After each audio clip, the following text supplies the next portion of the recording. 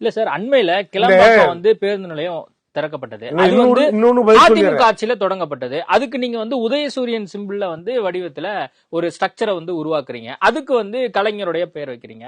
இந்த மாதிரி எல்லா இடங்கள்லயுமே கலைஞர் பெயர் தான் இருக்கு அப்படிங்கறத ஜெயலலிதாவுக்கு எம்ஜிஆருக்கும் நம்ம ஆர்ச்சி போட்டீங்களா? அது என்ன உங்க பட்டா லேண்டா?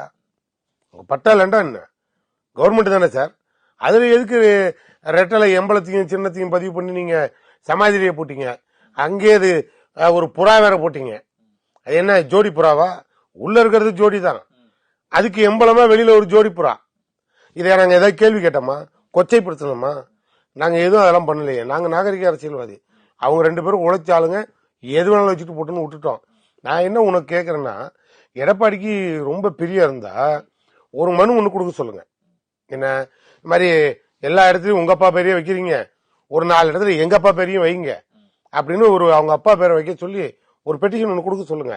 நானே எங்க சிஎம் கிட்ட பேசி அவர் பேரையும் எங்கேயாவது 2 இடத்துல வைங்க, தப்பு இல்லைங்க நானே சொல்றேன். அவர் வைக்காம இருக்க மாட்டாரு. ஆனா உங்க அப்பா என்ன தியாகம் பண்ணாருன்னு ஒரு கேள்வி கேட்பாரு அந்த அப்ளிகேஷன்ல. நீங்க அதையும் ஃபில் பண்ணி எடுத்துட்டு வாங்க.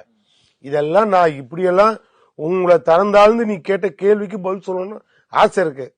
ஆனா எதிர்கட்சி தலைவர் மரியாதைக்கு நான் செவனேன்னு உட்காந்துருக்கேன். இல்லைன்னா நீங்க முதலமைச்சராக இருக்கும்போது எடப்பாடி என்ன பேரெல்லாம் வச்சுட்டு வந்தாரு சார்? சுதந்திர போராட்ட தியாகிகள் பேரையா வச்சுட்டு வந்தாரு.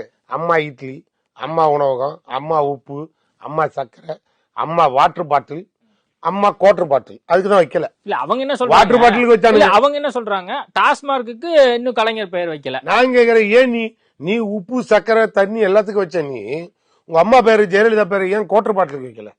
நீ வச்சிருந்தேன்னு வச்சுக்க, நாங்களும் வச்சிருப்போம். நீ ஏன் வைக்கல? அதனாலதான் நான் சொல்றேன், நீ அதெல்லாம் யார் பேரை வச்ச? உங்க அம்மா பேரை தானே வச்ச, அந்த அம்மா பேரை தானே வச்ச. தமிழ்நாட்டில் இல்ல சார், இந்தியாவில் போய் இன்னைக்கு சொல்லிப்பாரு, கலைஞர் பேரை சொல்லு. வரலாற்று புத்தகத்துல படிக்கிறவன் படிச்சுட்டு வருவான். இப்படி ஒரு தலைவன் உதயமானாரு. தமிழ் மொழியை பாதுகாத்த தலைவன், மாநில உரிமையை பாதுகாத்த தலைவன், இத்தனை தாழ்த்தப்பட்ட பிற்படுத்தப்பட்ட உயர்த்தப்பட்டன்னு அத்தனை பேரையும் திராவிட மாடல் ஆட்சிங்கிற நாயகன் சொல்லுவான். ஜெயலலிதாவோட வாழ்க்கை வரலாறு புத்தகம் எழுது. யாரோட நடிச்சது? சோபன் பாபுல ஆரம்பிச்சு எம்ஜிஆர்ல ஆரம்பிச்சு எப்படி சிஎம் ஆகி எப்படி திருநது டான்சி கேஸ், கடைசியா திருடிட்டு சும்மா கிடந்த சசிகலாவையும் சேர்த்து ஜெயிலுக்கு அனுப்பிட்டு மண்ணோட மண்ணா போனது வரைக்கும் புத்தகத்தில் எழுது. 2 தலைவனோட வரலாறு எழுதுவோம். எந்த தலைவன் வரலாறு படிக்கலான்னு ஐஐடிக்கு அனுப்பு, ஆய்வு பண்ணி ரிசல்ட் வரட்டும்.